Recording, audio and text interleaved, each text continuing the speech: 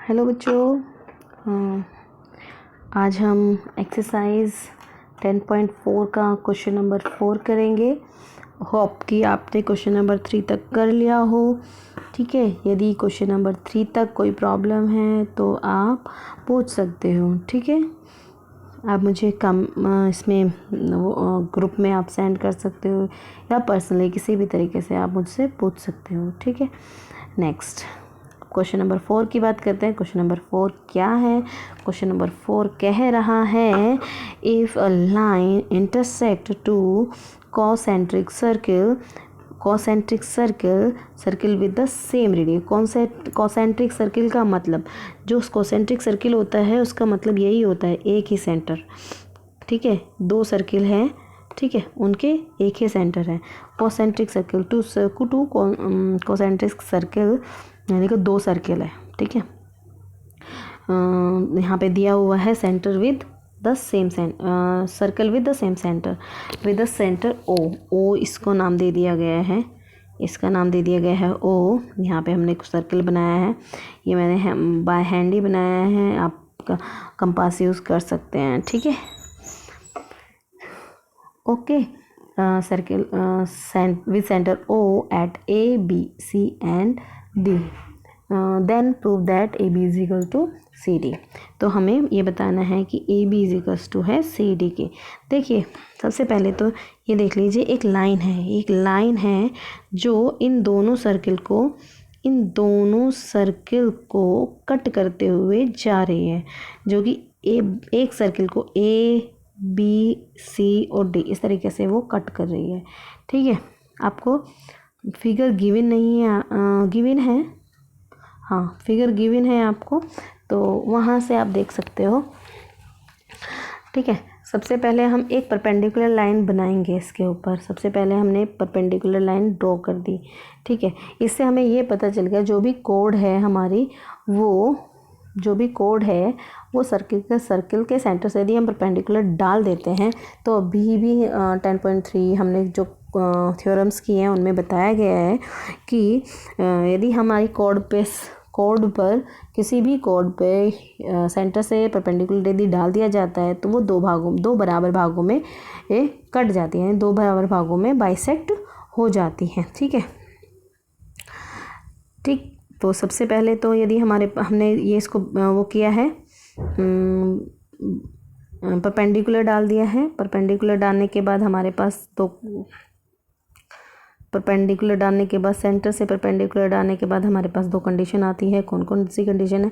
एक तो बड़ा सर्किल है, बिग सर्किल में A P is equals to हो जाता है पी डी के। यदि हम बड़े सर्किल की बात करें तो ये इक्वेशन हमने फर्स्ट मान ली। ठीक है, हमें सी डी को ए बी को सी डी के इक्वल बताना है।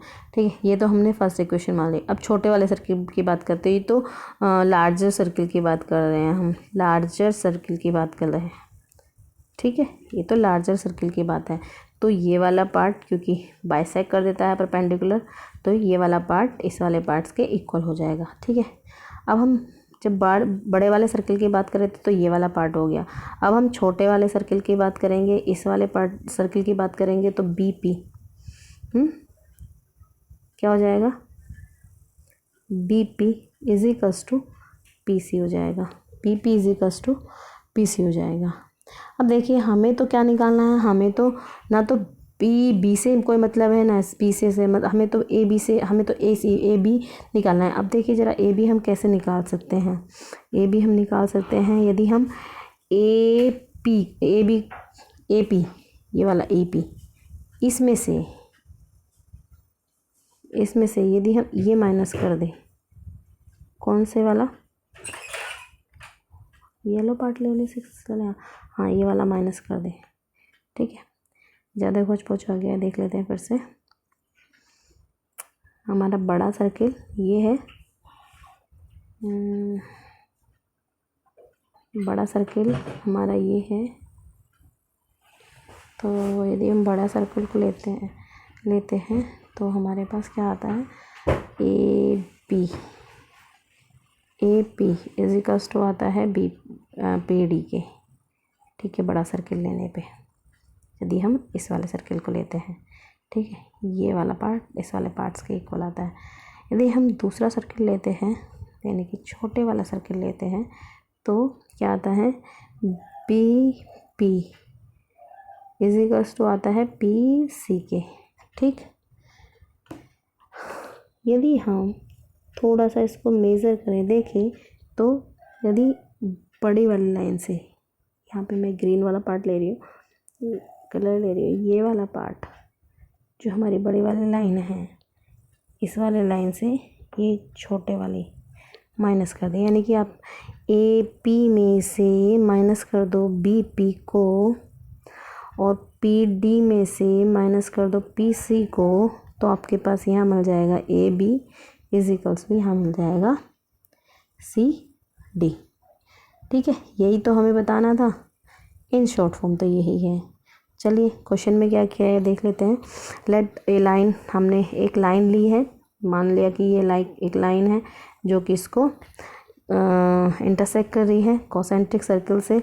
आने वाली कॉसेंट्रिक सर्किल के कौन कौन से पॉइंट पे कट कर रही है, ये कौन पॉइंट कर रही है, ए बी सी और डी पर कट कर रही है। ठीक है, हमें प्रूफ क्या करना है, A B is equals to C B पर सी डी हमें प्रूफ करना है। सबसे पहले हमने कंस्ट्रक्ट हमने किया, ड्रॉ कर दिया हमने, ए ओ पी परपेंडिकुलर डाल दिया, ए ओ पी परपेंडिकुलर डाल दिया सेंटर ओ से। ठीक है, अब हम जानते हैं, वही वाली मैंने वो लिखी है कि हम जानते हैं कि परपेंडिकुलर ड्रॉ कर दिया जाता है यदि सेंटर से, तो कोड बाइसेक्ट होती है, यही हमने यहाँ पे लिखा है। तो यहाँ पे जो बी सी है वो कोड है स्मॉलर सर्किल की, तो ये ओ पी परपेंडिकुलर हो जाएगा बी सी पर, तो ओ पी परपेंडिकुलर होगा बी सी पर, तो A B P is equals to P C हो जाएगा। नेक्स्ट, इस इक्वेशन फर्स्ट मान लिया है। अब ए डी कोड किसकी है, ए डी बड़े वाले सर्किल की, लार्ज सर्किल की है, तो ये A P O P perpendicular हो जाएगा ए डी पर, तो A P is equals to P D हो जाएगा। नेक्स्ट, दोनों इक्वेशन से हमने क्या कहा, दोनों को सब्ट्रैक्ट कर दिया, ए पी को बी पी से माइनस कर दिया, तो ये बन जाएगा हमारे पास A B, P C, P D को हमने सी डी से माइनस कर दिया, तो ये बनेगा सी डी। तो यही तो हमें प्रूफ करना था। नेक्स्ट क्वेश्चन बहुत अच्छा क्वेश्चन है, देखने में थोड़ा सा हार्ड है, लेकिन आप जब करेंगे तो इस क्वेश्चन को बहुत अच्छा है। क्वेश्चन में कह रहे हैं 3 गर्ल्स हैं, ठीक है, रेशमा, सलमा और मनदीप। ठीक है, रेशमा, सलमा और मनदीप, वो एक सर्किल के ऊपर एक सर्किल पे इस तरीके से बैठे हैं कि जो उनकी डिस्टेंस है, रेशमा और सलमा की डिस्टेंस, तो मनदीप और सलमा की डिस्टेंस दोनों बराबर हैं। तो हमें जो फाइंड करना है वो बताना है कि रेशमा और मनदीप की डिस्टेंस कितनी होगी, यानी कि आपको आर एम फाइंड करना है। टू फाइंड आर एम, हमें सर्किल दिया हुआ है 5 सेंटीमीटर का, और आर एस यानी कि रेशमा और सलमा और मनदीप और सलमा के बीच की डिस्टेंस दी हुई है 6 मीटर की। तो हमने एक ट्रायंगल बना लिया, इससे परपेंडिकुलर खींचा। सबसे पहले तो हमने परपेंडिकुलर बनाया, तो परपेंडिकुलर हमारे पास ये आ गया, तो हमारे पास एक ये वाला ये वाला ट्रायंगल बन गया। ये ट्रायंगल हमारा ये भी रेडियस है, ठीक है, और ये 6 सेंटीमीटर है ये, तो ये हमारा पास ये एक परपेंडिकुलर हमने यहाँ पे बना लिया। ठीक है, जब हमने यहाँ पे परपेंडिकुलर बना लिया है, तो आर पी, सॉरी हम गलत ले गए क्वेश्चन को, देखते हैं। चलो आर पी सबसे पहले हम देख लेते हैं। आर पी को ड्रॉ क्या किया है, ओ पी ड्रॉ किया है आर एम पर ड्रॉ किया है, ठीक है। और दूसरा क्या क्या है, ओ एन ड्रॉ किया है आर एस पर, ये परपेंडिकुलर डाले हैं 2, ठीक है। और क्या किया है, और ये किया है कि जो आर पी है उसको हमने एक्स मीटर माना है, मीटर है ये, एक्स मीटर, ठीक है, आर एक्स मीटर माना है।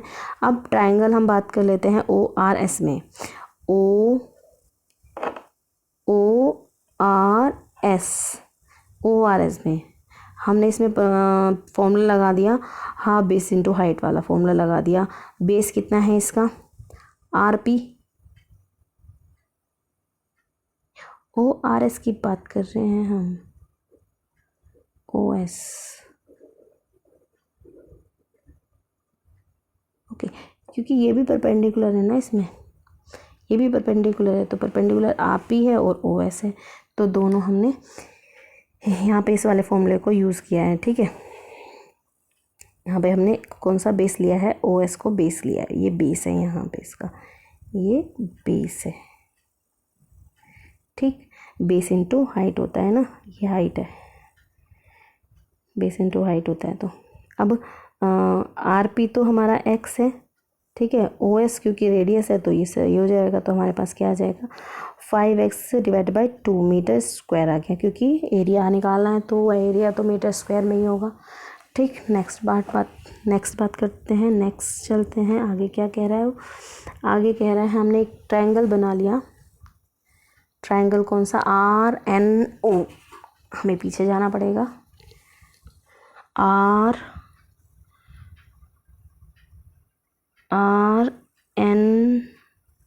इस वाले ट्रायंगल की बात कर रहा है वो। तो इसमें हमने पाइथागोरस थ्योरम लगाई है, तो पाइथागोरस थ्योरम के लिए हमने क्या किया है, यहाँ पे पाइथागोरस थ्योरम लगाई है। OR का स्क्वायर इज इक्वल्स टू हो गया, OR का square is equals to RN का स्क्वायर प्लस NO का स्क्वायर। NO हमें नहीं मालूम है, OR रेडियस है, तो 5 का स्क्वायर हो जाएगा। RN हाफ ऑफ किसका, पूरे का हाफ है, क्योंकि वो परपेंडिकुलर डाला है, क्योंकि कोड है, कोड पे परपेंडिकुलर डाला है, तो उसकी जो रेडियस हो जाएगी वो हाफ, मतलब जो कोड होगी वो आधी हो जाएगी, तो 3 आ जाएगा। तो यहाँ से देखा N की वैल्यू निकल के आई कितनी, NO की वैल्यू निकल के आ गई यहाँ पे 4। ये प्लस माइनस 4 होता है, बट हम यहाँ पे पॉजिटिव साइन यूज़ करते हैं, पॉजिटिव साइन यूज़ कर रहे हैं क्योंकि हमें एरिया निकालना है, एरिया कभी भी नेगेटिव में नहीं होता, इसलिए हम माइनस नहीं ले रहे हैं।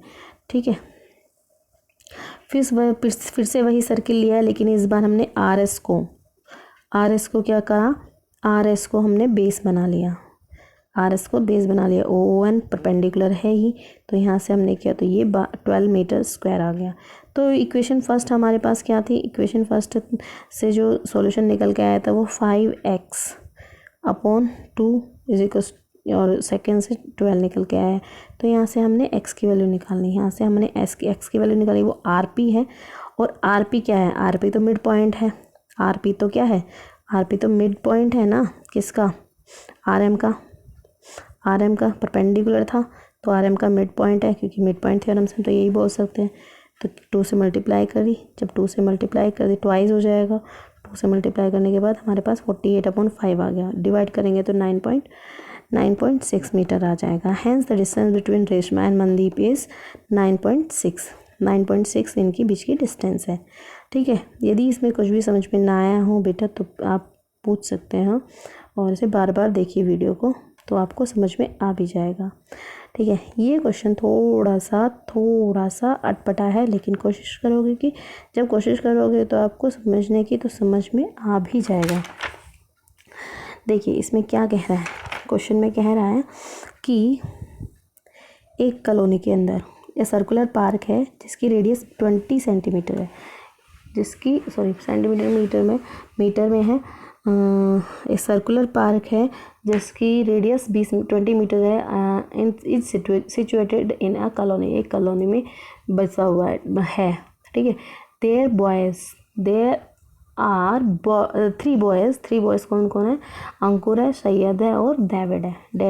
ये तीनों ना इक्वल डिस्टेंस पे बैठे हुए हैं, इक्वल पूरे सर्कल की जो है, ये जो डिस्टेंस है, कौन सी डिस्टेंस, ये जो डिस्टेंस है ये इक्वल डिस्टेंस है।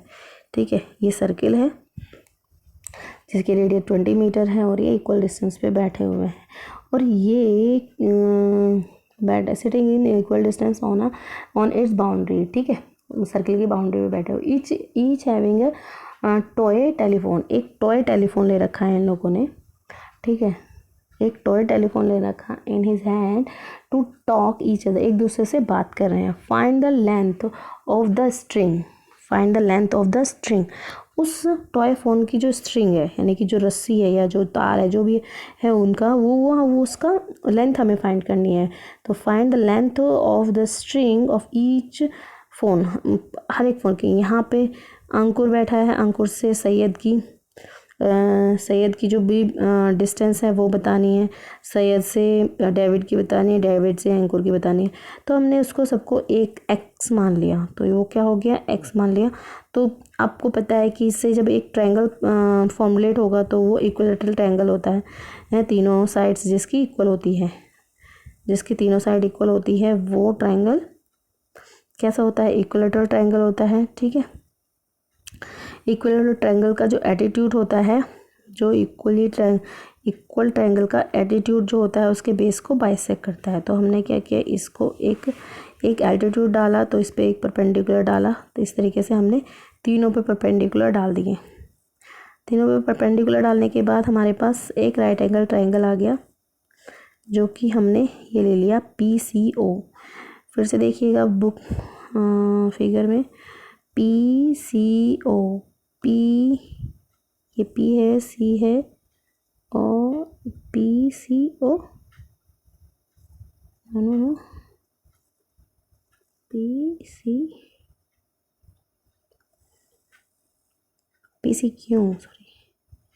PC क्यों लिया है हमने, एक ट्रायंगल ले लिया PCQ। ठीक है, तो यहाँ पे एक परपेंडिकुलर है क्योंकि इसमें पाइथागोरस थ्योरम लगा दी। पाइथागोरस थ्योरम लगाने के लिए हमने ये यूज़ कर लिया PQ is equals to PC, यानी कि जो हाइपोटेनियस होती है वो, ये हमारा P था, ये Q था और ये C था।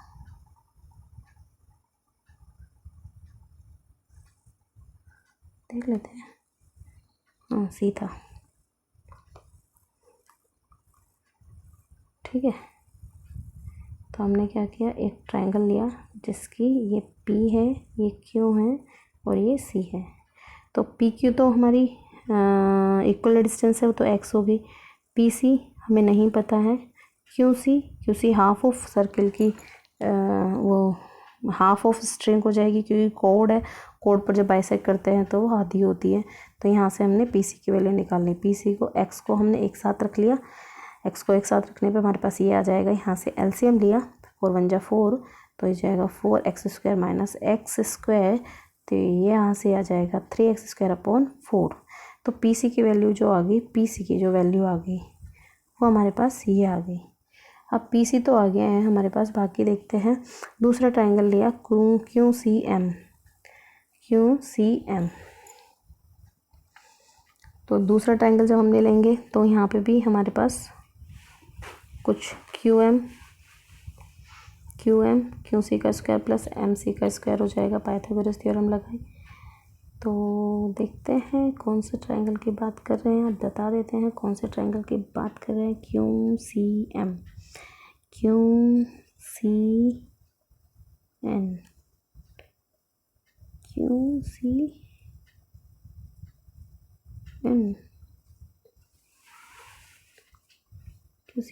कौन सा है यहाँ पे, अच्छा MC जो सेंटर हमने लिया है वो M है। वहाँ पे जो सेंटर हमने O लिया है ना, ये वाला पॉइंट, यहाँ पे ये वाला जो पॉइंट है वो M है।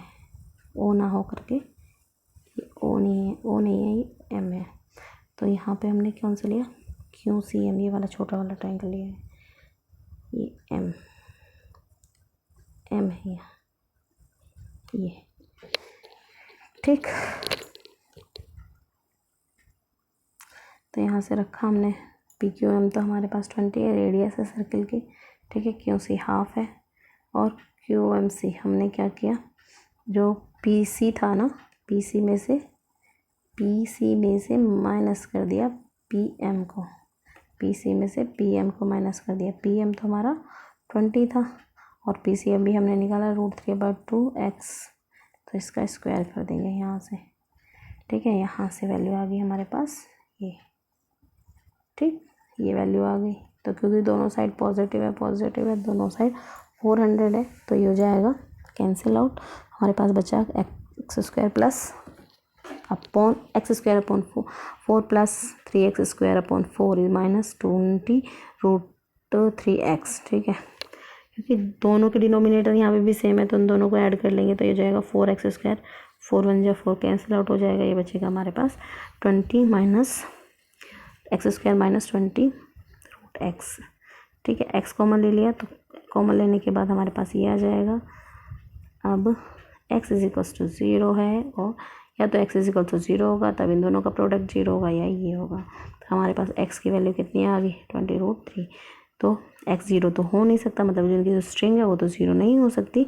तो स्ट्रिंग की जो डिस्टेंस वो लेंथ है वो कितनी होगी 20√3 होगी, 3 मीटर, यहाँ पे मीटर है। ओके, तो ये थे आज के क्वेश्चंस। इसके बाद